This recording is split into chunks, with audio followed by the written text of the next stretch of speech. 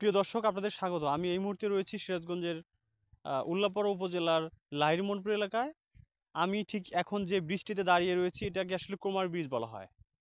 আসলে এই ক্রোমার ব্রিজটা কেন নামকরণ হয়েছে, কিভাবে হয়েছে, কবে হয়েছে, কত সালে হয়েছে, স্থানীয়রা ওইভাবে আসলে সঠিকভাবে বলতে পারে নাই। তবে আমরা অনেকের সাথে কথা বলেছি, তারাও আমাকে যেমনটি জানিয়েছে তাই তাদের আসলে জন্মের আগেও এটা থেকে আসলে এই ক্রোমার ব্রিজ নামে আসলে পরিচিত। এটা এই চারপাশে আসলে প্রচুর হলুদের একটা সমারোহ। শুধু হলুদ আর হলুদ, হলুদ আর হলুদ। শুধু যে সরিষা চাষাবাদ হয়েছে এই অঞ্চলে তা কিন্তু নয়। এই অঞ্চলে বিভিন্ন শাকসবজি কিন্তু চাষাবাদ হচ্ছে। এই অঞ্চলে কৃষক যারা আছে তাদের সাথে কথা বলেছি। এই প্রচুর শাকসবজি চাষাবাদ হয়। এই শাকসবজি কিন্তু সারা দেশে কিন্তু বিস্তৃত হয়। সারা দেশে কিন্তু এটা চলে যাচ্ছে।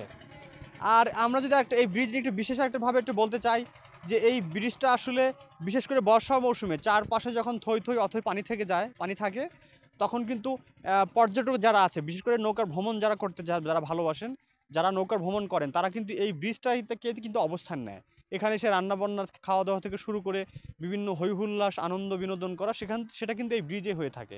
এই ব্রিজ যদি আমাদের একটু দূর থেকে আপনাদেরকে দেখাই, সেটা অত্যন্ত খুবই ভালো লাগে এবং প্রাকৃতিক সৌন্দর্য চারপাশে, তার মধ্যে আঁকাবাঁকা ব্রিজ দেখতে অনেকটাই সুন্দর লাগে।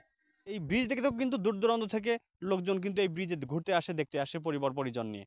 আমরা যদি এখন আপনাদেরকে দেখাই যে চারপাশে বিশাল এক হলুদের সাম্রাজ্য বলা যায়। তো প্রচুর কিন্তু ফলন হয়েছে, সরিষার বাম্পার ফলন হয়েছে এই অঞ্চলে। এই অঞ্চলের কৃষকদের সাথে আমরা কথা বলেছি। শুধু যে সরিষা চাষাবাদ হয় এমনটা কিন্তু নয়। এই এলাকায় কিন্তু বিভিন্ন শাক সবজি থেকে শুরু করে শসা, ক্ষীরা থেকে শুরু করে বিভিন্ন শাকসবজি কিন্তু এখানে চাষাবাদ হচ্ছে। তো ভালো থাকবেন সবাই। ধন্যবাদ সবাইকে।